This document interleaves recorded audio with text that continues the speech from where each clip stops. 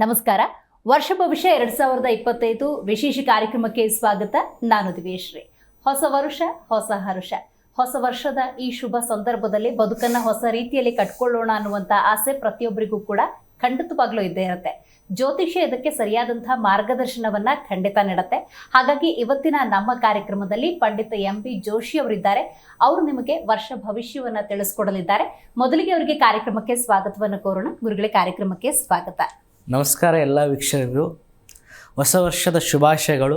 ಈ ವರ್ಷ ಎಲ್ಲ ಸುಖದಿಂದ ಎಲ್ಲ ಚೆನ್ನಾಗಿರಲಿ ಅಂತ ನಾನು ಬಯಸ್ತೇನೆ.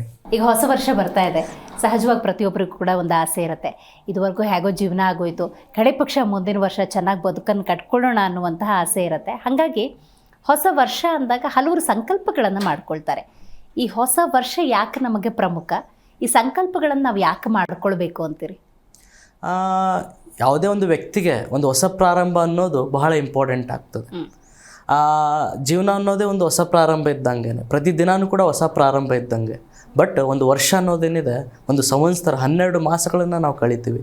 ಈ 12 ಮಾಸಗಳಲ್ಲಿ ನಾವು ಪ್ರತಿಯೊಂದು ಸ್ಟೇಜಲ್ಲಿ ಡೆವಲಪ್ ಆಗೋದು, ಪ್ರತಿಯೊಂದು ಸ್ಟೇಜಲ್ಲೂ ಕಷ್ಟಗಳನ್ನ ಅನುಭವಿಸೋದು ಪ್ರತಿಯೊಂದು ಕೂಡ ಮುಖ್ಯ ಆಗುತ್ತೆ. ಆದ್ದರಿಂದ ಈ 12 ಸಂವತ್ಸರ ಕಳೆದ ಮೇಲೆ ನಾನು ಏನು ಕಳ್ಕೊಂಡಿರ್ತಿದ್ದೀನಿ ಅದನ್ನು ಪಡ್ಕೊಳ್ಬೇಕು. ನಾನು ಎಲ್ಲಿ ಬೆಳೀತಾ ಇದ್ದೀನಿ ಅಲ್ಲಿ ಮತ್ತಷ್ಟು ಬೆಳಿಬೇಕು. ಇದೆಲ್ಲವೂ ಕೂಡ ಇಂಪಾರ್ಟೆಂಟ್ ಆಗುತ್ತೆ.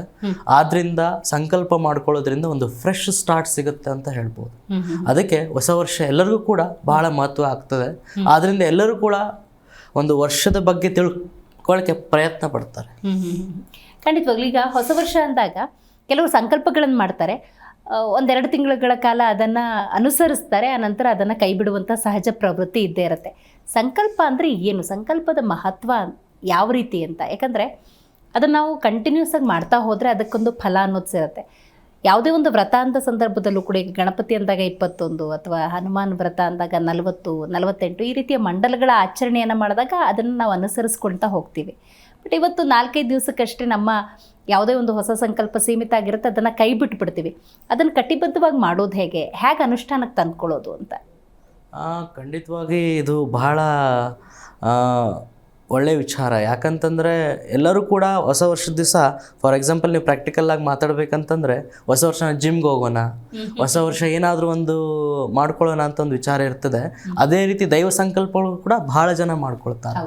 ಬಟ್ 2 ತಿಂಗಳು 3 ತಿಂಗಳು ಮಾಡ್ಕೊಳ್ತಾರೆ. ಅದಾದಮೇಲೆ ಅನಾನುಕೂಲತೆಗಳಿಂದ ಬಿಟ್ಟು ಬಿಡ್ತಾರೆ. ಬಟ್ ಸಂಕಲ್ಪ ಯಾಕೆ ಅಂತಂದರೆ, ಯಾವುದೇ ಒಂದು ವಿಚಾರದಲ್ಲಿ ಪ್ರಾಕ್ಟೀಸ್ ಮೇಕ್ ಮ್ಯಾನ್ ಪರ್ಫೆಕ್ಟ್ ಅಂತ ನಾವು ಹೇಳ್ತೀವಿ.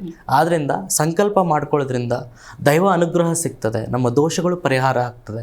ಆದ್ದರಿಂದ ಸಂಕಲ್ಪಗಳನ್ನು ಮಾಡಿಕೊಂಡು ಅದನ್ನು ನಿಷ್ಠೆಯಿಂದ ಮಾಡೋದ್ರಿಂದ ದೇವರ ಒಂದು ಅನುಗ್ರಹ ಸಿಗ್ತದೆ. ಕಷ್ಟಗಳಿಂದ ದೇವರು ನಮಗೆ ಮುಕ್ತಿ ಮಾಡ್ತಾನೆ. ಮತ್ತು ಆಧ್ಯಾತ್ಮಿಕ ಚಿಂತನೆ ಅನ್ನೋದೇನಿರ್ತದೆ ನಮ್ಮಲ್ಲಿ ಬೆಳವಣಿಗೆ ಆಗ್ತದೆ. ಯುಗಾದಿ ಅಂದಾಗ ನಾವು ಹೊಸ ವರ್ಷ ಅಂತ ಪರಿಗಣಿಸ್ತೀವಿ. ಈಗ ಜನವರಿ ಅಂದ ಸಂದರ್ಭದಲ್ಲಿ 2025 ಕಾಲಿಟ್ಟರೂ ಕೂಡ ಈ ವರ್ಷ ಭವಿಷ್ಯ ಅನ್ನುವಂಥದ್ದನ್ನು ನಾವು ಹೇಗೆ ಪರಿಗಣಿಸ್ಬೇಕು? ಅಂದರೆ ಯುಗಾದಿಯಿಂದ ಅಂತ ಪರಿಗಣಿಸ್ಬೇಕು ಅಥವಾ ಜನವರಿಯಿಂದನೇ ನಾವು ವರ್ಷ ಭವಿಷ್ಯವನ್ನು ನಾವು ಅನುಸರಿಸ್ಬೋದಾ? ಹೇಗೆ? ಇದು ತುಂಬ ಒಳ್ಳೆಯ ಪ್ರಶ್ನೆ. ಯಾಕಂತಂದರೆ ಯೂಶ್ವಲ್ ಆಗಿ ನಾವು ಕನ್ಸಿಡರ್ ಮಾಡೋದು ಇಂಗ್ಲೀಷ್ ಕ್ಯಾಲೆಂಡರ್ ನಾವು ಕನ್ಸಿಡರ್ ಮಾಡ್ತೀವಿ. ಸ್ಕೂಲಲ್ಲಾಗಲಿ ಎಲ್ಲಾದರೂ ಆಗಲಿ ನಾವು ಜನವರಿ ಅಂತಲೇ ಕನ್ಸಿಡರ್ ಮಾಡ್ತೀವಿ. ಸೊ ಜ್ಯೋತಿಷ್ಯದ ಪ್ರಕಾರ ಗ್ರಹಗಳು ಅದ್ರ ಪಾಡಿಗದ ಸ್ಥಾನಪಲ್ಲಟ ಆಗ್ತಾ ಇರ್ತವೆ, ಅದ್ರ ಪಾಡಿಗದ ಮೂಮೆಂಟ್ ಆಗ್ತಾ ಇರ್ತದೆ. ಸೊ ಈ ವರ್ಷದಂತಂದರೆ ನಿಮ್ಮ ಒಂದು ಯೋಜನೆ ಮುಖಾಂತರ ಈ ವರ್ಷ ತಿಳ್ಕೊಳ್ಬೇಕು. ಅಲ್ಲಿ ಯುಗಾದಿ ಮತ್ತು ಹೊಸ ವರ್ಷ ಅನ್ನೋದೇನು ಡಿಫ್ರೆನ್ಸ್ ಇಲ್ಲ. ಖಂಡಿತವಾಗ್ಲು. ಈಗ ದ್ವಾದಶ ರಾಶಿಗಳ ಫಲಾಫಲವನ್ನು ನೋಡ್ತಾ ಹೋಗೋಣ. ಖಂಡಿತವಾಗಿ. ಮೊದಲನೇದಾಗಿ ಮೇಷರಾಶಿಯ ವರ್ಷ ಭವಿಷ್ಯವನ್ನ ತಿಳಿಸ್ಕೊಡಿ.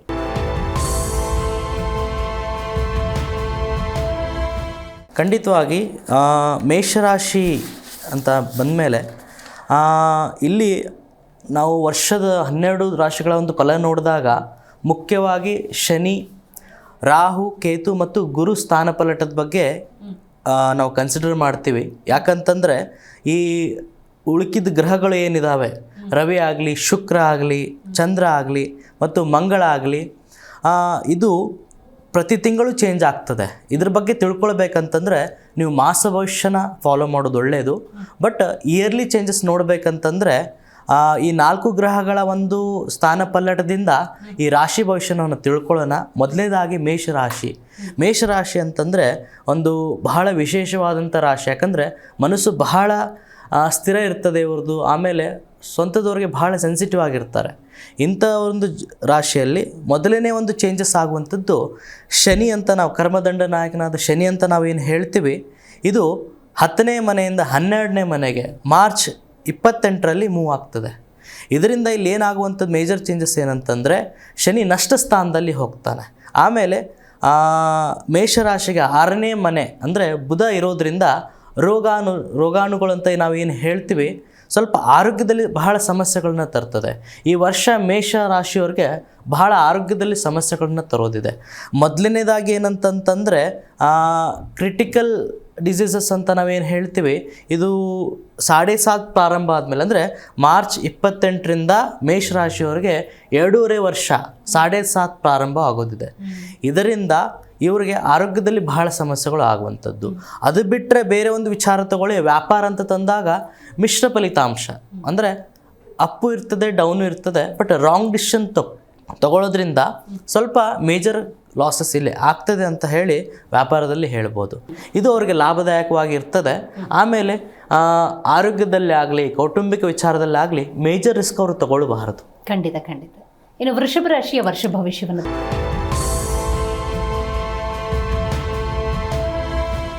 ವೃಷಭ ರಾಶಿ ಬಹುಶಃ ಬಹಳ ಅತ್ಯುತ್ತಮವಾಗಿದೆ. ಯಾಕಂತ ಹೇಳಿದ್ರೆ ಲಾಸ್ಟ್ ವರ್ಷದ ಏನು ನಿಮ್ಮದು ರೂಟೀನ್ ಇದೆ ಅದೇ ಕಂಟಿನ್ಯೂ ಆಗುತ್ತೆ. ಬಟ್ ಮೇಜರ್ ಡಿಫ್ರೆನ್ಸ್ ಅಂತ ಏನಂತ ಹೇಳಬೇಕಂದ್ರೆ ಶನಿ ನಷ್ಟ ಸ್ಥಾನದಿಂದ ಭಾಗ್ಯ ಸ್ಥಾನಕ್ಕೆ ಹೊಡ್ತಾನೆ, ನಷ್ಟ ಸ್ಥಾನದಿಂದ ಲಾಭ ಸ್ಥಾನಕ್ಕೆ ಹೋಗ್ತಾನೆ. ಹೀಗಾಗಿ ಬಿಸ್ನೆಸ್ಸಲ್ಲಿ ಅತಿಯಾದಂಥ ಡೆವಲಪ್ಮೆಂಟ್ ಇರ್ತದೆ. ಆಮೇಲೆ ಕೌಟುಂಬಿಕ ವಿಚಾರದಲ್ಲಿ ಕೋರ್ಟ್ ಕೇಸ್ ಏನಾದರೂ ಇತ್ತಂದರೆ ಅದು ಸೆಟಲ್ ಆಗುತ್ತೆ. ಆರೋಗ್ಯದಲ್ಲಿ ಮಿಶ್ರ ಫಲ ಇದೆ, ಅಂಥ ಮೇಜರ್ ಆಗುವಂಥ ತೊಂದರೆಗಳಿಲ್ಲ.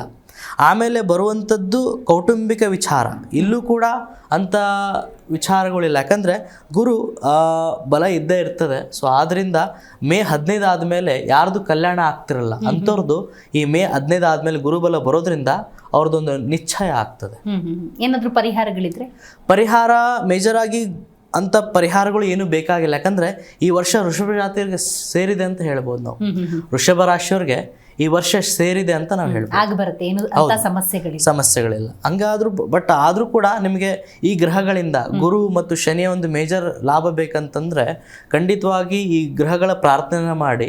ಆಮೇಲೆ ಮಾಸ ಭವಿಷ್ಯಗಳಲ್ಲಿ ಸ್ವಲ್ಪ ಬುಧ ವಕ್ರಿಯ ಆಗ್ತಾನೆ ಮಿಡ್ ನವೆಂಬರಲ್ಲಿ, ಬರುವಂಥ ನವೆಂಬರಲ್ಲಿ. ಆ ಟೈಮಲ್ಲಿ ಸ್ವಲ್ಪ ಗಣಪತಿ ಆರಾಧನೆ ಮಾಡೋದು ಒಳ್ಳೆಯದು. ಇನ್ನು ಮುಂದಿನ ರಾಶಿ ಮಿಥುನ ರಾಶಿಯ ವರ್ಷ ಭವಿಷ್ಯವನ್ನು ತಿಳಿಸ್ಕೊಡಿ.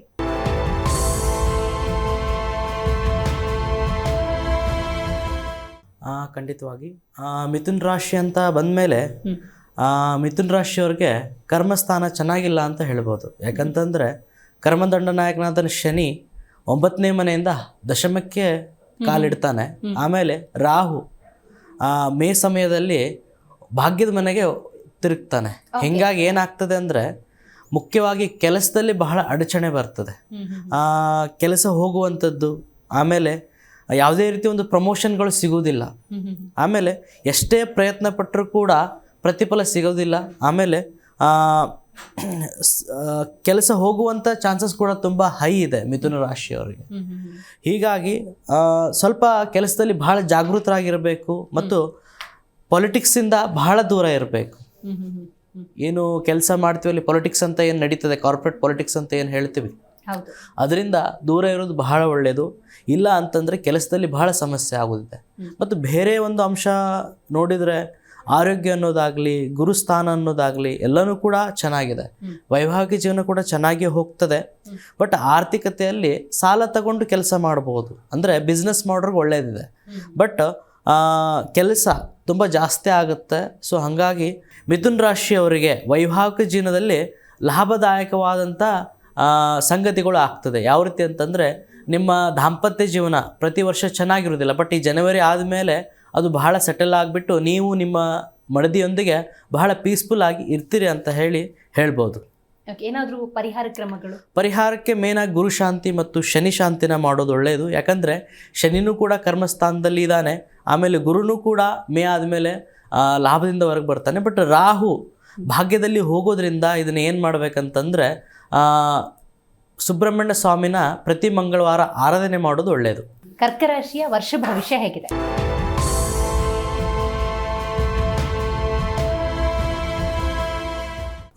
ಈ ವರ್ಷ ಕರ್ಕ ರಾಶಿಯವ್ರಿಗೆ ಬಹಳ ಚೆನ್ನಾಗಿದೆ.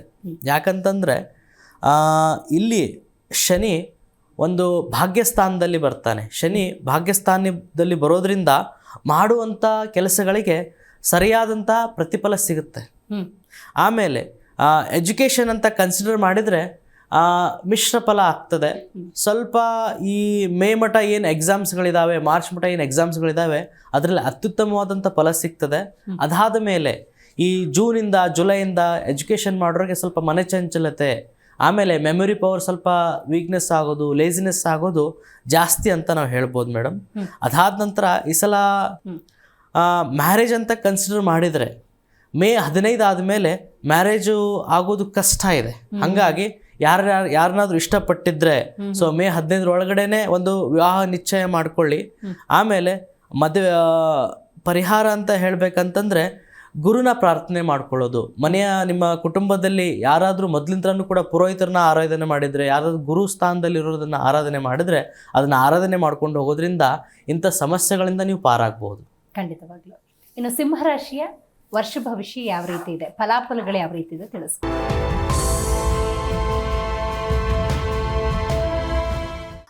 ಸಿಂಹರಾಶಿ ಅಂತ ಬಂದ ಮೇಲೆ ಸ್ವಲ್ಪ ಕಷ್ಟಕರವಾಗಂಥ ಸಂಗತಿಗಳು ಬಹಳ ಇದೆ.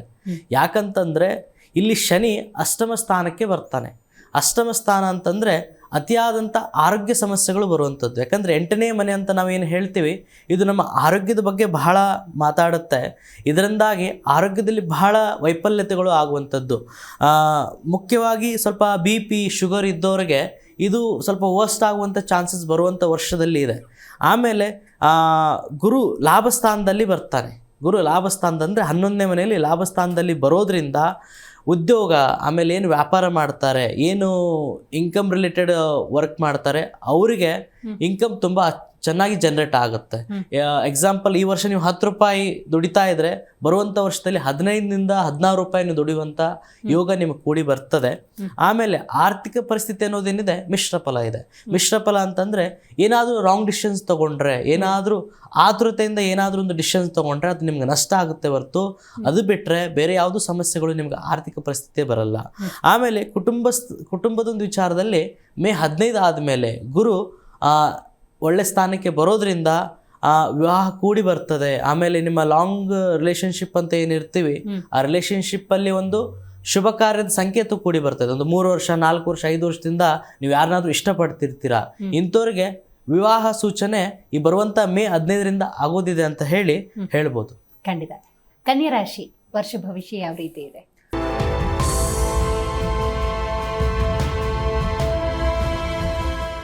ಕನ್ಯಾ ರಾಶಿಗೆ ಹೇಳ್ಬೇಕಂತಂದ್ರೆ ತುಂಬಾ ಅದೃಷ್ಟ ಕೂಡಿದೆ. ಯಾಕಂತಂದ್ರೆ ಇಲ್ಲಿ ಈ ಬರುವಂಥ ವರ್ಷದಲ್ಲಿ ಯಾವ ಗ್ರಹಗಳು ನಿಮಗೆ ನೆಗೆಟಿವ್ ಆಗಿದ್ದು ಅದು ಪಾಸಿಟಿವ್ ಆಗ್ತದೆ. ಅಂದರೆ 2024ನೇ ವರ್ಷ ಏನಿದೆ ಬಹಳ ಕಷ್ಟದ ರೀತಿಯಿಂದ ನೀವು ಕಳೆದಿದ್ರೆ 2025 ವರ್ಷ ನಿಮಗೆ ತುಪ್ಪ ತಿನ್ನುವಂಥ ಸಮಯ ಅಂತ ನಾವು ಹೇಳ್ಬೋದು. ಯಾಕಂತ ಹೇಳಿದರೆ ಶನಿ 7ನೇ ಮನೆಗೆ ಬರ್ತಾರೆ, ಬಟ್ ಅದು ಅಷ್ಟು ಮ್ಯಾಟ್ರ್ ಆಗೋದಿಲ್ಲ. ಬಟ್ ಗುರು ಅನ್ನೋದೇನಿದೆ 10ನೇ ಮನೆಗೆ, ಅಂದರೆ ಕಾರ್ಯದ ಮನೆಗೆ ಗುರು ಬರ್ತಾನೆ.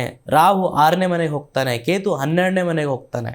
ಇದೆಲ್ಲವೂ ಕೂಡ ಒಂದು ಶುಭ ಸಂಕೇತದ ಸಮಯ. ಬಟ್ ಶನಿ ಕಂಟಕ ಸ್ಥಾನದಲ್ಲಿ ಇರೋದ್ರಿಂದ ಈ ವರ್ಷ ಸ್ವಲ್ಪ ಡ್ರೈವಿಂಗಲ್ಲಿ ಹುಷಾರಾಗಿರಬೇಕು. ಆಮೇಲೆ ಎಲ್ಲಾದರೂ ಒಂದು ಪ್ರವಾಸ ಸ್ಥಳಕ್ಕೆ ಹೋದಾಗ ನೀರಿನಿಂದ ಕಂಟಕ ಇರ್ತದೆ, ಅಲ್ಲಿನೂ ಸ್ವಲ್ಪ ಜಾಗೃತರಾಗಿರಬೇಕು. ಅದು ಬಿಟ್ಟು ಆರೋಗ್ಯದಲ್ಲಿ ಯಾವುದೇ ರೀತಿ ಸಮಸ್ಯೆಗಳು ಬರುವುದಿಲ್ಲ. ಆಮೇಲೆ ಎಜುಕೇಷನ್ ಅಂತ ಹೇಳಿದರೆ ಬಹಳ ಒಳ್ಳೆಯ ಫಲ. ಯಾಕಂತಂದರೆ ಎಷ್ಟೋ ಜನ ಹೈಯರ್ ಎಜುಕೇಷನ್ ಟ್ರೈ ಮಾಡ್ತಾ ಇರ್ತಾರೆ, ಅಂಥವ್ರಿಗೆ ಬಹಳ ಒಳ್ಳೆ ಕಾಲೇಜಲ್ಲಿ ಸೀಟ್ ಸಿಗುವಂಥದ್ದು ಆಗ್ತದೆ. ಆಮೇಲೆ ಜಸ್ಟ್ ಎಜುಕೇಷನ್ ಮುಗಿಸಿ ಒಳ್ಳೆ ಪ್ಲೇಸ್ಮೆಂಟ್ಗೆ ಒಳ್ಳೆ ಕಂಪ್ನಿಲಿ ಕೆಲಸಕ್ಕೆ ವೇಟ್ ಮಾಡ್ತಾ ಇದ್ದರೆ ಆ ಕೆಲಸದಲ್ಲಿ ನಿಮಗೆ ಲಾಭ ಸಿಗ್ತದೆ, ಒಳ್ಳೆ ಕಂಪ್ನಿಲಿ ನೀವು ಪ್ಲೇಸ್ ಆಗ್ತೀರ ಅಂತ ಹೇಳ್ಬೋದು. ಉದ್ಯೋಗ ಮಿಶ್ರ ಫಲ ಇದೆ ಅಂತಂದರೆ ಸ್ವಲ್ಪ ಅಡಚಣೆ ಇರ್ತದೆ. ಯಾವ ರೀತಿ ಅಂತಂದರೆ ಮಾಡಿದ ಪ್ರಯತ್ನಕ್ಕೆ ಫಲ ಸಿಗೋದಿಲ್ಲ, ಸ್ವಲ್ಪ ಬ್ಯಾಕ್ಲ್ಯಾಶ್ ಆಗ್ತಾ ಇರ್ತದೆ. ಬಟ್ ವರಿ ಮಾಡುವಂಥದ್ದು ಕೆಲಸದಲ್ಲಿ ಯಾವುದೇ ರೀತಿ ಇರುವುದಿಲ್ಲ. ಏನೇ ಮಾಡಿದರೂ ಕೂಡ ಫಲ ಸಿಗುವಂಥದ್ದು ಈ ವರ್ಷ ಕನ್ಯಾ ರಾಶಿಯವರಿಗಿದೆ. ಆಮೇಲೆ ಬರುವಂಥದ್ದು ಆರ್ಥಿಕತೆ ಕನ್ಯಾ ರಾಶಿಯವರಿಗೆ ತುಂಬ ಚೆನ್ನಾಗಿದೆ. ಯಾಕಂತಂದರೆ ಗುರು 10ನೇ ಮನೆಗೆ ಹೋಗೋದ್ರಿಂದ ಕೆಲಸದಲ್ಲಿ ಗುರು ಲಾಭನ ಆಗ್ತಾನೆ, ಗುರು ರಕ್ಷಣೆ ಮಾಡ್ತಾನೆ. ಹೀಗಾಗಿ ಧನಲಾಭ ಜಾಸ್ತಿ ಆಗ್ತದೆ. ಆಮೇಲೆ ಬರುವಂಥದ್ದು ಪ್ರೀತಿ. ಪ್ರೀತಿ ವಿಚಾರ ಅಂತಂದ್ರೂ ಕೂಡ ಕನ್ಯಾ ರಾಶಿಯವ್ರಿಗೆ ಬಹಳ ಚೆನ್ನಾಗಿದೆ. ಈ ವರ್ಷ ಅಂತ ಏನು ಹೇಳಿದೀವಿ, ಕನ್ಯಾ ರಾಶಿಯವರು 1 ವರ್ಷ ಅಂತ ನಾವು ಹೇಳ್ಬೋದು. ಯಾಕಂದ್ರೆ ಇರುವಂಥ ಕೆಟ್ಟ ಪರಿಸ್ಥಿತಿಗಳು ಸರಿ ಹೋಗುತ್ತೆ. ಆಮೇಲೆ ಮದುವೆ, ಕೆಲಸ, ಆಮೇಲೆ ಉದ್ಯೋಗ, ಹೈಯರ್ ಎಜುಕೇಶನ್ ಅಂತ ಏನು ಹೇಳ್ತೀವಿ, ಅದರಲ್ಲಿ ಎಲ್ಲರಿಗೂ ಕೂಡ ಒಂದು ಉನ್ನತಿ ಆಗ್ತದೆ ಕನ್ಯಾ ರಾಶಿಯವರಿಗೆ. ಓಕೆ, ತುಲಾ ರಾಶಿಯ ವರ್ಷ ಭವಿಷ್ಯವನ್ನು ತಿಳಿಸ್ಕೊಡಿ, ಹೇಗಿದೆ ಫಲಾಫಲಗಳು?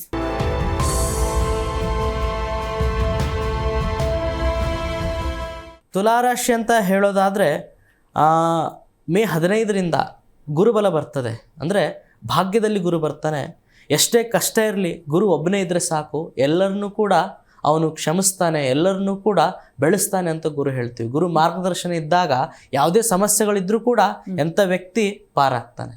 ಅದೇ ರೀತಿ ತುಲಾರಾಶಿಯವರಿಗೆ 8ನೇ ಮನೆಯಿಂದ, ಅಷ್ಟಮ ಗುರುವಿಂದ 9ನೇ ಅಂದರೆ ಭಾಗ್ಯದ ಮನೆಯಲ್ಲಿ ಗುರು ಬರ್ತಾನೆ. ಹೀಗಾಗಿ ಇಲ್ಲಿ ಶನಿ 6ನೇ ಮನೆಗೆ, ಅಂದರೆ ರೋಗಾಣು ಮನೆ ಇದ್ರೂ ಕೂಡ, ಅಂದರೆ ರೋಗದ ಮನೆಗೂ ಗುರು ಹೋಗಿದ್ರೂ ಕೂಡ ಏನು ಗುರು ಇದ್ದಾನೆ ಇವ್ರನ್ನ ರಕ್ಷಣೆ ಮಾಡ್ತಾನೆ. ಯಾವ ರೀತಿ ರಕ್ಷಣೆ ಮಾಡ್ತಾನಂದರೆ, ಆರೋಗ್ಯದಿಂದ ಹುಷಾರಿಲ್ಲದೆ ಇದ್ದರೆ ಖಂಡಿತವಾಗಿ ಬೇಗ ಚೇತರಿಸ್ಕೊಳ್ಳೋ ಥರ ಮಾಡ್ತಾನೆ. ಆಮೇಲೆ ವಿದ್ಯಾಭ್ಯಾಸದಲ್ಲಿ ಬಹಳ ಒಂದು ಇಂಟ್ರೆಸ್ಟ್ನ ಅವನು ಕೊಡ್ತಾನೆ. ಆಮೇಲೆ ಎಷ್ಟೋ ಒಂದು ಡಿಫಿಕಲ್ಟೀಸ್ ಇರ್ತದೆ, ಆ ಡಿಫಿಕಲ್ಟ್ಸ್ನ ಕ್ಲಾರಿಟಿ ಕೊಟ್ಬಿಟ್ಟು ಗುರು ಕಾಪಾಡ್ತಾನೆ. ವ್ಯಾಪಾರ ಅಂತ ಹೇಳಿದಾಗ ಗ್ರೋತ್ ಬಹಳ ಚೆನ್ನಾಗಿದೆ. ಈ ತುಲಾರಾಶಿಯವ್ರಿಗೆ ಏನಾದರೂ ಒಂದು ಬಿಸ್ನೆಸ್ಸಲ್ಲಿ ನಾವು ತಪ್ಪು ಮಾಡ್ತಾ ಇರ್ತೀವಿ. ಆ ರೀತಿ ಮಾಡಿದರೂ ಕೂಡ ಅದನ್ನು ಸರಿಪಡಿಸ್ಕೊಂಡು ಈ ವರ್ಷ ಬಿಸ್ನೆಸ್ ಅವ್ರು ಚೆನ್ನಾಗಿ ನಡೆಸ್ಕೊಳ್ಬೋದು. ಆ ರೀತಿ ಒಂದು ವ್ಯಾಪಾರ ಇದೆ. ಆಮೇಲೆ ಧನ ಸಂಪತ್ತು ಅಂತ ಹೇಳಿದ ಮೇಲೆ ಅತಿಯಾದಂಥ ಲಾಭ ಯಾವ ರೀತಿ ಅಂತಂದರೆ, ಅವರು ಹಿಂದೆ ಮುಂದೆ ನೋಡುವಂಥ ವಿಚಾರ ಇಲ್ಲ. ಒಂದು ಲಾಭಕ್ಕೆ ಪ್ರಯತ್ನ, ಅಂದರೆ ಹೊಸ ಪಾರ್ಟ್ನರ್ಶಿಪ್ನ ಅವ್ರು ಮಾಡಬಹುದು. ಆಮೇಲೆ ಒಂದು ಹೊಸ ಬ್ರಾಂಚಸ್ನ ಅವರು ಓಪನ್ ಮಾಡಬಹುದು. ಆ ರೀತಿ ಆಗ್ತದೆ. ಆಮೇಲೆ ವ್ಯಾಪಾರ ಜೀವನ ಅಂತ ಹೇಳಿದಾಗ ಸ್ವಲ್ಪ ಲವ್ ಮ್ಯಾರೇಜ್ ಮಾಡ್ಕೊಳ್ಳೋರು ಬಹಳ ಜಾಗೃತರಿಂದ ಇರಬೇಕು. ಯಾಕಂತಂದರೆ ಈ ವಿಚಾರದಲ್ಲಿ ಸ್ವಲ್ಪ 3ನೇ ವ್ಯಕ್ತಿಯ ಒಂದು ಇಂಟರ್ಫರೆನ್ಸಿಂದ, ಅಂದರೆ ಥರ್ಡ್ ವ್ಯಕ್ತಿ ಒಂದು ಇಂಟರ್ಫರೆನ್ಸಿಂದ ನಿಮ್ಮ ರಿಲೇಷನ್ಶಿಪ್ ಹದಗೆಟ್ಟುವಂಥ ಚಾನ್ಸಸ್ ತುಂಬ ಹೈ ಇದೆ. ಆ ಕಾರಣದಿಂದ ನಿಮ್ಮಿಬ್ಬರ ನಡುವೆ ಏನಾದರೂ ಒಂದು ಸಂಘರ್ಷ ಇತ್ತಂದರೆ ನೀವಿಬ್ಬರೇ ಕೂತು ಪರಿಹರಿಸ್ಕೊಳ್ಳಿ. ಆದರೆ ಯಾವುದೇ ಒಂದು ಕಾರಣಕ್ಕೂ 3ನೇ ವ್ಯಕ್ತಿಯ ಕಡೆ ನಿಮ್ಮ ಮ್ಯಾಟರ್ ಅನ್ನೋದು ಹೋಗಲೇಬಾರ್ದು. ಇದರಿಂದ ನಿಮಗೆ ದಾಂಪತ್ಯ ಜೀವನದಲ್ಲೇ ಆಗಲಿ, ನಿಮ್ಮ ಲವ್ ರಿಲೇಷನ್ಶಿಪ್ಪಲ್ಲಾಗಲಿ ಯಾವುದೇ ತೊಂದರೆಗಳು ಬರೋದಿಲ್ಲ. ಆಮೇಲೆ ತುಲಾರಾಶಿಯವರು ಸ್ವಲ್ಪ ರಾಹುಕೇತುನಿಂದ ಸಂಕಟಕ್ಕೆ ಒಳಗಾಗ್ತಾರೆ, ಸಣ್ಣ ಪುಟ್ಟ ಸಮಸ್ಯೆಗಳನ್ನು ಅನುಭವಿಸ್ತಾರೆ. ಆ ಕಾರಣದಿಂದ ಮಂಗಳವಾರ ಸುಬ್ರಹ್ಮಣ್ಯ ಸ್ವಾಮಿನ ಬೇಡ್ಕೊಳ್ಳಿ. ಆಮೇಲೆ ಲಕ್ಷ್ಮೀ ಆರಾಧನೆ ಕೂಡ ಮಾಡೋದು ತುಂಬ ಒಳ್ಳೆಯದಾಗ್ತದೆ. ವೃಶ್ಚಿಕ ರಾಶಿಯ ವರ್ಷ ಭವಿಷ್ಯ ಯಾವ ರೀತಿ ಇದೆ, ಫಲಾಫಲಗಳು ಯಾವ ರೀತಿ ಇದೆ ಅಂತ ತಿಳಿಸ್ಕೊಡ್ಬೋದಾ?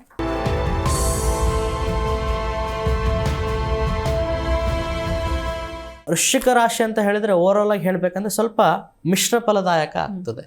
ಯಾಕಂತ ಹೇಳಿದರೆ ಇಲ್ಲಿ ಶನಿ 5ಮ ಸ್ಥಾನಕ್ಕೆ ಹೋಗ್ತಾನೆ, ಗುರು 8ಮ ಸ್ಥಾನಕ್ಕೆ ಹೋಗ್ತಾನೆ. ಗುರು 8ಮ ಸ್ಥಾನಕ್ಕೆ ಹೋಗೋದು ಕೂಡ ಸ್ವಲ್ಪ ಕೆಟ್ಟದಾಗಿರುತ್ತೆ. ಶನಿ 5ಮ ಸ್ಥಾನಕ್ಕೆ ಹೋಗೋದು ಕೂಡ ಒಳ್ಳೆ ಫಲ ಇರುವುದಿಲ್ಲ. ಹೀಗಾಗಿ ಲಾಸ್ಟ್ ಇಯರ್ ಏನಿತ್ತು ಅದೇ ಕಂಟಿನ್ಯೂ ಆಗುತ್ತೆ. ಅದಕ್ಕಿಂತ ಸ್ವಲ್ಪ ಸಿಚುವೇಶನ್ ವರ್ಸ್ಟ್ ಆಗ್ತಾ ಹೋಗುತ್ತೆ. ಆ ಕಾರಣದಿಂದ ವ್ಯಾಪಾರದಲ್ಲಿ ಆಗಲಿ ವೃತ್ತಿಯಲ್ಲಾಗಲಿ ಮಿಶ್ರ ಫಲ ಇರೋದ್ರಿಂದ ಬಹಳ ಹುಷಾರಾಗಿ ನೀವು ಹೋಗಬೇಕಾಗ್ತದೆ. ವ್ಯಾಪಾರದಲ್ಲಿ ಮೂಢನಂಬಿಕೆ ಇರಬಾರ್ದು. ಮೂಢನಂಬಿಕೆ ಅಂದರೆ ಯಾರನ್ನೋ ಒಂದು ನಂಬಿಬಿಟ್ಟು ಪಾರ್ಟ್ನರ್ಶಿಪ್ ಮಾಡೋದು. ಆಮೇಲೆ ವೃತ್ತಿಯಲ್ಲಿ ಯಾವುದೇ ಕಾರಣಕ್ಕೂ ಜಾಬ್ ಚೇಂಜ್ ಮಾಡೋಕ್ಕೆ ಹೋಗಬೇಡಿ. ಯಾಕಂದರೆ ಈ ಬರುವಂಥ ಮಾರ್ಚ್ 28 ಆದಮೇಲೆ ಶನಿ 5ನೇ ಮನೆಗೆ ಹೋಗೋದ್ರಿಂದ ನಿಮಗೆ ಕೆಲಸದಲ್ಲಿ ಹೊಸ ಕೆಲಸ ಸಿಗೋದಲ್ಲಿ ಅಪೋರ್ಚುನಿಟಿಗಳು ತುಂಬ ಕಮ್ಮಿ ಇರ್ತದೆ. ಆ ಕಾರಣದಿಂದ ಇರುವಂಥ ಕೆಲಸನ ಕಳ್ಕೊಂಡು ಹೊಸ ಕೆಲಸಕ್ಕೆ ಪ್ರಯತ್ನ ಖಂಡಿತವಾಗಿ ಮಾಡಬೇಡಿ. ಈ ಕೆಲಸ ಮಾಡೋದ್ರಿಂದ 6 ತಿಂಗಳು 7 ತಿಂಗಳು 1 ವರ್ಷದ ಕಾಲ ನೀವು ಮನೆಯಲ್ಲೇ ಖಾಲಿ ಕೂತ್ಕೊಳ್ಳುವಂಥ ಸಂದರ್ಭ ಬರುವಂಥ ಚಾನ್ಸಸ್ ಹೈ ಇರ್ತದೆ ವೃಶ್ಚಿಕ ರಾಶಿಯವರಿಗೆ. ಆಮೇಲೆ ಪ್ರೀತಿ ಅಂತ ವಿಚಾರ ಬಂದರೂ ಕೂಡ ಬಹಳ ಹುಷಾರಾಗಿರಬೇಕು. ಯಾಕಂತ ಹೇಳಿದರೆ ಈ ಸಮಯದಲ್ಲಿ ನಿಮಗೆ ಬ್ರೇಕಪ್ ಆಗುವಂಥ ಚಾನ್ಸಸ್ ಇರ್ತದೆ. ನಿಮ್ಮ ಒಂದು ರಿಲೇಷನ್ಶಿಪ್, ಆಮೇಲೆ ಕೌಟುಂಬಿಕ, ಆಮೇಲೆ ದಾಂಪತ್ಯ ಜೀವನ ಅಂತ ಬಂದಾಗ ನೀವು ಬಹಳ ಹುಷಾರಾಗಿರಬೇಕು. ಪ್ರೀತಿ ಮಾಡೋರು ಖಂಡಿತವಾಗಿ ನಿಮ್ಮದು ಸಪ್ರೇಷನ್ ಆಗುವಂಥ ಚಾನ್ಸಸ್ ಇರ್ತದೆ. ಯಾಕಂತ ಹೇಳಿದರೆ ಗುರು ಬಹಳ ಕ್ಷೀಣಕ್ಕೆ ಹೋಗ್ತಾನೆ. ಗುರು ಕ್ಷೀಣಕ್ಕೆ ಹೋಗೋದ್ರಿಂದ ಹುಡುಗ ಅಥವಾ ಹುಡುಗಿಗೆ ಮನಚಂಚಲತೆ ಆಗಿ ಕಂಪ್ಲೀಟಾಗಿ ಬ್ರೇಕಪ್ ಆಗುವಂಥ ಚಾನ್ಸಸ್ ಹೈ ಇರ್ತದೆ. ಆ ಕಾರಣಕ್ಕಾಗಿ ಬಹಳ ಜಾಗೃತೆಯಿಂದ ಸಂಬಂಧನ ಮೇಂಟೈನ್ ಮಾಡಬೇಕಾಗ್ತದೆ. ಆಮೇಲೆ ಇನ್ನೊಂದು ಏನಪ್ಪ ಅಂತಂದರೆ ಯಾವುದೇ ಒಂದು ಜಗಳಗಳಾದರೆ ಬಹಳ ನೀವು ಕೇರ್ಫುಲ್ಲಾಗಿ ಅದನ್ನು ಅಟೆನ್ಷನ್ ಕೊಟ್ಬಿಟ್ಟು ಸರಿ ಮಾಡ್ಕೊಳ್ಳಿ. ಆಮೇಲೆ ದಾಂಪತ್ಯ ಜೀವನದಲ್ಲಿ ಮೂರನೇ ವ್ಯಕ್ತಿಯ ಮಾತನ್ನು ಖಂಡಿತವಾಗಿ ಕೇಳಲಿಕ್ಕೆ ಹೋಗಬೇಡಿ. ಕೇಳಿದರೆ ಖಂಡಿತವಾಗಿ ಸಮಸ್ಯೆನ ನೀವು ಅನುಭವಿಸ್ತೀರ. ಆಮೇಲೆ ಕೌಟುಂಬಿಕ ವಿಚಾರದಲ್ಲಿ ಕೋರ್ಟ್ ಕೇಸು, ಆಮೇಲೆ ನಿಮ್ಮ ಮನೆಯಲ್ಲಿ ಆಸ್ತಿ ಸಲುವಾಗಿ ಜಗಳಗಳ ಆಗಿಬಿಟ್ಟು ಇದು ಮನೆ ಮರ್ಯಾದೆ ಹೋಗುವಂಥ ಸಂದರ್ಭ ಕೂಡ ಬರುವಂಥ ಚಾನ್ಸಸ್ ಈ ಸಲ ವೃಶ್ಚಿಕ ರಾಶಿಯವ್ರಿಗೆ ಬಹಳ ಇದೆ. ಆಗಿರೋ ಕಾರಣದಿಂದ ವೃಶ್ಚಿಕ ರಾಶಿಯವರು ಬಹಳ ಜಾಗೃತೆಯಿಂದ ಈ ವರ್ಷ ಕಳಿಬೇಕಾಗ್ತದೆ. ಆರೋಗ್ಯದ ವಿಚಾರವಾಗಲಿ, ಆಮೇಲೆ ಎಜುಕೇಷನ್ ಒಂದು ವಿಚಾರದಲ್ಲಾಗಲಿ, ಆರ್ಥಿಕ ವಿಚಾರದಲ್ಲಾಗಲಿ, ಧನಸಂಪತ್ತಿನ ಒಂದು ವಿಚಾರದಲ್ಲಿ ವೃಶ್ಚಿಕ ರಾಶಿಯವರು ಬಹಳ ಕೇರ್ಫುಲ್ಲಾಗಿರಬೇಕು. ಪರಿಹಾರಕ್ಕಾಗಿ ಶನಿ ಶಾಂತಿನ ಮಾಡೋದು ಒಳ್ಳೆಯದು. ಆಮೇಲೆ ಪ್ರತಿ ಶನಿವಾರ ಆಂಜನೇಯನಿಗೆ ಹನುಮಾನ್ ಚಾಲಿಸ ಪಠನೆ ಮಾಡೋದು ನಿಮಗೆ ಬಹಳ ಲಾಭನ ತರ್ತದೆ. ಈ ವರ್ಷ ಯಾವುದೇ ರಿಸ್ಕ್ಗಳನ್ನು ತೊಗೊಳಕ್ಕೆ ಹೋಗಬೇಡಿ. ಆಮೇಲೆ ಹೊಸ ಪಾರ್ಟ್ನರ್ಶಿಪ್ಗಳನ್ನು ಮಾಡಬೇಡಿ, ಬ್ರಾಂಚ್ ಎಕ್ಸ್ಪಾಂಡ್ ಮಾಡೋದು ಮಾಡಬೇಡಿ, ಸಾಲನ ತೊಗೊಳ್ಬೇಡಿ. ವೃಶ್ಚಿಕ ರಾಶಿಯವರು ಲಾಸ್ಟ್ ವರ್ಷ ಎಷ್ಟು ಕೇರ್ಫುಲ್ಲಾಗಿ ಕಳೆದಿದ್ದೀರಾ ಅದಕ್ಕಿಂತ ಒಂದು ಸ್ಟೆಪ್ ಜಾಸ್ತಿ ನೀನು ಕೇರ್ಫುಲ್ ಆಗಿರೋದು ಒಳ್ಳೆಯದು ಅಂತ ಹೇಳಿ ವೃಶ್ಚಿಕ ರಾಶಿಯವರು ತಿಳ್ಕೊಳ್ಬಹುದು. ಇನ್ನು ಧನುರಾಶಿಯ ವರ್ಷ ಭವಿಷ್ಯ ಯಾವ ರೀತಿ ಇದೆ?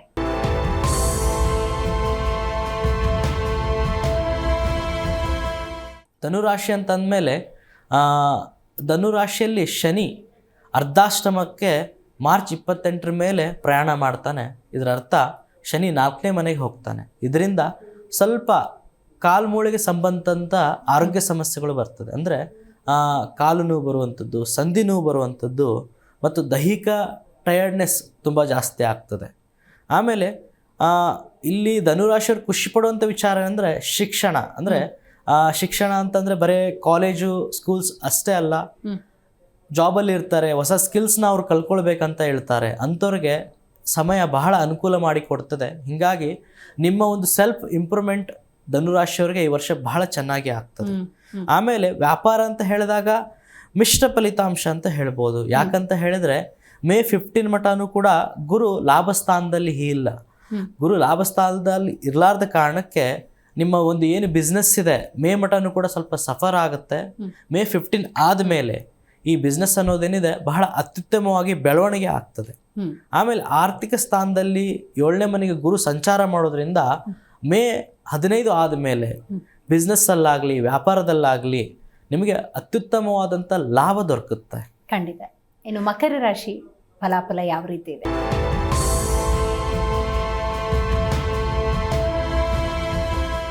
ಮಕರ ರಾಶಿ ಅಂತ ಹೇಳಿದಾಗ ಶನಿಯ ಒಂದು ಮುಕ್ತಿ ಆಗ್ತದೆ ಮಕರ ರಾಶಿಯವರಿಗೆ. ಶನಿ ಮುಕ್ತಿ ಅಂತಂದ್ರೆ ಶನಿ ಅಂತಂದ್ರೆ ಎಲ್ಲರಿಗೂ ಕೂಡ ಭಯ. ಯಾಕಂದ್ರೆ ಅವನು ಕರ್ಮನ ನೋಡ್ಬಿಟ್ಟು ಫಲ ಕೊಡ್ತಾನೆ. ಸ್ವಲ್ಪ ಕರ್ಮ ಕೆಟ್ಟದಿತ್ತಂತಂದ್ರೆ ಬಹಳ ದಂಡಿಸ್ತಾನೆ. ಮಕರ ರಾಶಿಯವ್ರಿಗೆ ಶನಿ ಬಿಟ್ಟು ಹೋಗುವಂತ ಯೋಗ ಮಾರ್ಚ್ 15 ಆಗ್ತದೆ. ಇದರಿಂದ ಅವರು ಬಹಳ ಫ್ರೀ ಆಗ್ತಾರೆ. ಯಾರು ಲೇಸಿನೆಸ್ ಇರ್ತದೆ ಎಕ್ಸ್ಟ್ರೀಮ್ ಆಕ್ಟಿವ್ ಆಗ್ತಾರೆ. ಆಮೇಲೆ ಆರೋಗ್ಯದಲ್ಲಿ ಯಾರು ನಿದ್ರಾಹೀನತೆ ಇರ್ತದೆ ಅವರಿಗೆ ನಿದ್ದೆ ತುಂಬ ಚೆನ್ನಾಗಿ ವರ್ಷ ಆಗ್ತದೆ. ಆಮೇಲೆ ಎಜುಕೇಷನ್ ಅಂತ ಬಂದುಬಿಟ್ಲೆ ಒಳ್ಳೆ ಫಲಿತಾಂಶ ಸಿಗ್ತದೆ. ಆಮೇಲೆ ಗೌರ್ಮೆಂಟ್ ಜಾಬ್ಗೆ ಬಹಳ ವರ್ಷದಿಂದ ಪ್ರಯತ್ನ ಪಡ್ತಾ ಇರ್ತಾರೆ. ಹತ್ತಿರದಲ್ಲಿ ಬಂದವರು ಎಕ್ಸಾಮಲ್ಲಿ ವೈಫಲ್ಯತೆ ಕಾಣ್ತಾ ಇರ್ತಾರೆ. ಅಂಥವ್ರಿಗೆ ಈ ಸಲ ಎಕ್ಸಾಮಲ್ಲಿ ಸಕ್ಸಸ್ ಆಗುತ್ತೆ. ಆಮೇಲೆ ವೃತ್ತಿಯಲ್ಲೂ ಕೂಡ ಬಹಳ ಅತ್ಯುತ್ತಮವಾದಂಥ ಬೆಳವಣಿಗೆ ಮಕರ ರಾಶಿಯವ್ರಿಗೆ ಆಗುತ್ತೆ. ವೈವಾಹಿಕ ಅನುಕೂಲ ಆಗ್ತದೆ. ಆಮೇಲೆ ಲವ್ ಅಂತ ಬಂದಮೇಲೆ ಇಂಟರ್ಕಾಸ್ಟಲ್ಲಿ ಯಾರು ಸಫರ್ ಆಗ್ತಾ ಇರ್ತಾರೆ ಅಂಥವ್ರಿಗೆ ಇದು ಬಹಳ ವಿಶೇಷವಾದಂಥ ಸಮಯ. ಯಾಕಂತ ಬರುವಂಥ ಮೇ 15 ಆದಮೇಲೆ ಇಂಟರ್ಕಾಸ್ಟ್ ಮ್ಯಾರೇಜ್ಗೆ ಯಾರು ಪ್ರಯತ್ನ ಪಡ್ತಾ ಇರ್ತೀರಿ ಅಂಥವ್ರಿಗೆ ಗುರು ಅನುಕೂಲ ಮಾಡಿ ಕೊಡ್ತಾನೆ. ಸೊ ಅಲ್ಲಿ ಮಟ್ಟ ನೀವು ಕೂಡ ಪೇಷನ್ಸ್ ಆಗಿರಿ. ಯಾವುದೇ ಒಂದು ವಿಚಾರಕ್ಕೆ ನಿಮ್ಮ ಪೇರೆಂಟ್ಸ್ ಹತ್ರ ಮದುವೆ ವಿಚಾರ ಮಾಡಿಕೊಂಡು ಮನಸ್ಸನ್ನ ಹಾಳು ಮಾಡ್ಕೊಳ್ಬೇಡಿ. ಕುಂಭರಾಶಿಯ ಫಲಾಫಲ ಯಾವ ರೀತಿ ಇದೆ 2025 ಅಂದಾಗ?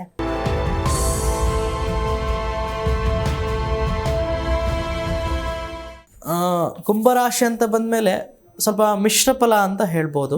ಯಾಕಪ್ಪ ಅಂತಂದರೆ ಶನಿ ನಿಮ್ಮ ಮನೇಲಿ ಇರ್ತಾನೆ. ಅದಾದ ನಂತರ ಅವನು ಬಿಟ್ಟು 2ನೇ ಮನೆಗೆ ಹೋಗ್ತಾನೆ. 2ನೇ ಮನೆಗೆ ಹೋಗೋದ್ರಿಂದ ಸ್ವಲ್ಪ ಹಣದ ವಿಚಾರದಲ್ಲಿ ತಾಪತ್ರಗಳು ಆಗ್ತವೆ. ಯಾವ ರೀತಿ ಅಂತಂದ್ರೆ ಹೇಳಿದ್ರೆ, ನೀವು ಯಾರನ್ನಾದ್ರೂ ಸ್ನೇಹಿತರನ್ನ, ನಿಮ್ಮ ಸಂಬಂಧಿಕರನ್ನ, ನಿಮ್ಮ ಫ್ರೆಂಡ್ಸ್ನ ನಂಬಿಟ್ಟು ಹಣ ಕೊಟ್ಟಿದ್ರೆ ಆ ಹಣ ಸಿಕ್ಕಾಕೊಳ್ಳುವಂಥ ವಿಚಾರಗಳು ಈ ವರ್ಷ ಆಗ್ತದೆ. ಆದ್ರಿಂದ ಈ ಮಾರ್ಚ್ ಆದಮೇಲೆ ಬರುವಂಥ ವರ್ಷದಲ್ಲಿ ವ್ಯವಹಾರಗಳನ್ನ ನಿಮ್ಮ ಹತ್ರದ ಸಂಬಂಧಿತ ಜೊತೆಗೆ, ಸ್ನೇಹಿತರ ಜೊತೆಗೆ ಖಂಡಿತವಾಗಿ ಮಾಡ್ಕೊಳ್ಳೋಕೆ ಹೋಗಬೇಡಿ. ಇದರಿಂದ ಹಣದ ಸಮಸ್ಯೆ ನಿಮ್ಗೆ ಉಂಟಾಗುತ್ತೆ. ಆಮೇಲೆ ನಿಮ್ಮ ಸ್ನೇಹಿತರಲ್ಲಿ ಮನಸ್ತಾಪಗಳು ಬಹಳ ಹಣದ ವಿಚಾರದಿಂದ ಬಹಳ ಆಗ್ತದೆ. ಆಮೇಲೆ ವ್ಯಾಪಾರ ಅಂತ ಹೇಳಿದಾಗ ಧನಾತ್ಮಕ ಬೆಳವಣಿಗೆ ಆಗ್ತದೆ. ಧನಾತ್ಮಕ ಅಂತಂದರೆ ಜನವರಿಯಿಂದ ಫೆಬ್ರವರಿಯಿಂದ ಮಾರ್ಚ್ ಈ ರೀತಿ ಎವ್ರಿ ಮಂತ್ 10% ಥರ ಗ್ರೋತ್ ಆಗ್ತಾ ಹೋಗುತ್ತೆ. ಸೊ ಧನಾತ್ಮಕ ಬೆಳವಣಿಗೆ ಅಂತ ಹೇಳ್ಬೋದು. ವೃತ್ತಿ ಲಾಸ್ಟ್ ಇಯರ್ಗಿಂತ ಈ ವರ್ಷ ಸ್ವಲ್ಪ ಬೆಟರ್ ಇರ್ತದೆ. ಬರುವಂತಹ ಸೆಪ್ಟೆಂಬರ್ ಮತ್ತು ಅಕ್ಟೋಬರಲ್ಲಿ ಪ್ರಮೋಷನ್ನ ನೀವು ಎಕ್ಸ್ಪೆಕ್ಟ್ ಮಾಡಬಹುದು. ಆಮೇಲೆ ರಿಲೇಷನ್ಶಿಪ್ ಅಂತ ಬಂದಾಗ ಅದು ಕೂಡ ಯಾವ ರೀತಿ ಇರುತ್ತೆ ಅದೇ ರೀತಿ ಕಂಟಿನ್ಯೂ ಆಗ್ತದೆ. ಹೊಸ ಬೆಳವಣಿಗೆ ಅಂತ ಏನೂ ಇರುವುದಿಲ್ಲ. ಆದರೆ ಸ್ವಲ್ಪ ಮದುವೆ ವಿಚಾರ ಅಂತ ಮಾಡಿದ್ರೆ ನೀವು May 15 ಒಳಗಡೆನೇ ಮಾಡ್ಕೊಳ್ಳೋದು ಅನುಕೂಲಕರ. ಆಮೇಲೆ ವಾಹನಗಳು ತಗೊಳ್ಳೋದು ಬೇಡ. ಆರ್ಥಿಕ ನಷ್ಟ ಸ್ವಲ್ಪ ಜಾಸ್ತಿ ಇರುತ್ತೆ ಈ ವರ್ಷ. ಹಂಗಾಗಿ ಡಿಪ್ರಿಸಿಯೇಷನ್ ಆಗುವಂಥ ಯಾವುದೇ ಒಂದು ಹಣಕಾಸಿನ ಒಂದು ವಿಚಾರದಲ್ಲಿ ಕೈನ ಹಾಕಕ್ಕೆ ಹೋಗಬೇಡಿ. ಮೀನರಾಶಿಯ ಫಲಾಫಲ ಯಾವ ರೀತಿ ಇದೆ?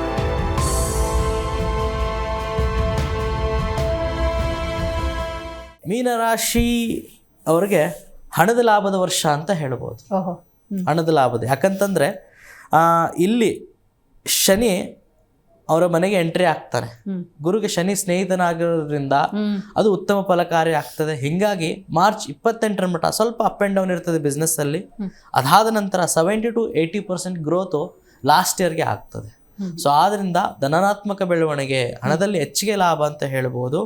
ಅದು ಬಿಟ್ಟರೆ ಯಾರು ಇಷ್ಟಪಡ್ತಾ ಇರ್ತಾರೆ, ಗುರು ನಿಮಗೆ ಸುಖದಲ್ಲಿ ಬರ್ತಾನೆ. ಅಂದ್ರೆ 4ನೇ ಮನೆ ಅಂತ ನಾವೇನು ಹೇಳ್ತೀವಿ, ಸುಖದ ಮನೆ ಅಂತ ಹೇಳ್ತೀವಿ. ಇಲ್ಲಿ May 15 ಆದಮೇಲೆ ಗುರು ಎಂಟ್ರಿ ಆಗ್ತಾನೆ. ಹೀಗಾಗಿ ಸುಖ ಅಂತಂದ್ರೆ ಲವ್ ಮ್ಯಾರೇಜ್ ಸಿಗ್ತದೆ, ದಾಂಪತ್ಯ ಜೀವನ ಚೆನ್ನಾಗಿರ್ತದೆ. ಆಮೇಲೆ ಎಷ್ಟು ಜನಕ್ಕೆ ಮಕ್ಕಳಾಗ್ತಿರೋದಿಲ್ಲ ಅಂಥವ್ರಿಗೆ ಈ ವರ್ಷ ಸಂತಾನ ಫಲ ಸಿಗ್ತದೆ ಅಂತ ಮೀನರಾಶಿಯವ್ರಿಗೆ ಹೇಳ್ಬೋದು. ವಿವಾಹ ಡಿಲೇ ಆಗ್ತಾ ಇದ್ರೆ ಈ ವರ್ಷ ಕೂಡ ಅದು ಕೂಡ ಕೂಡಿ ಬರ್ತದೆ.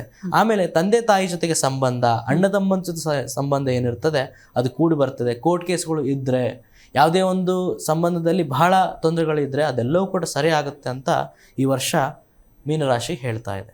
ಖಂಡಿತ ಇವತ್ತಿನ ಕಾರ್ಯಕ್ರಮದಲ್ಲಿ ನೀವು ಭಾಗಿಯಾಗಿ ದ್ವಾದಶ ರಾಶಿಗಳ ವರ್ಷ ಭವಿಷ್ಯವನ್ನು ತಿಳಿಸ್ಕೊಟ್ರಿ. ಧನ್ಯವಾದ ನಿಮಗೆ. Thank you. ನೋಡಿದ್ರಲ್ಲ ವೀಕ್ಷಕರೇ, ಇವತ್ತಿನ ನಮ್ಮ ಕಾರ್ಯಕ್ರಮದಲ್ಲಿ 2024 ಕಳೆದು 2025ಕ್ಕೆ ನಾವು ಕಾಲಿಡ್ತಿರುವಂತಹ ಸಂದರ್ಭದಲ್ಲಿ ಮುಂದಿನ ಮಾರ್ಗದರ್ಶನ ಅನ್ನೋದನ್ನು ಜ್ಯೋತಿಷ್ಯ ಖಂಡಿತವಾಗ್ಲೂ ಕೊಟ್ಟೇ ಕೊಡುತ್ತೆ. ಏನಾದರೂ ಕಷ್ಟ ಸುಖಗಳು ಅನ್ನೋದು ಸಹಜವಾಗಿ ಇರುವಂಥದ್ದು. ಕಷ್ಟ ಬಂದಾಗ ಕುಗ್ಗದೆ, ಸುಖ ಬಂದಾಗ ಹಿಗ್ಗದೆ ಸಮಸ್ಥಿತಿಯಲ್ಲಿ ಬದುಕನ್ನು ನಡೆಸೋಣ ಅಂತ ಹೇಳ್ತಾ ಇವತ್ತಿನ ಕಾರ್ಯಕ್ರಮವನ್ನು ಮುಗಿಸೋಣ.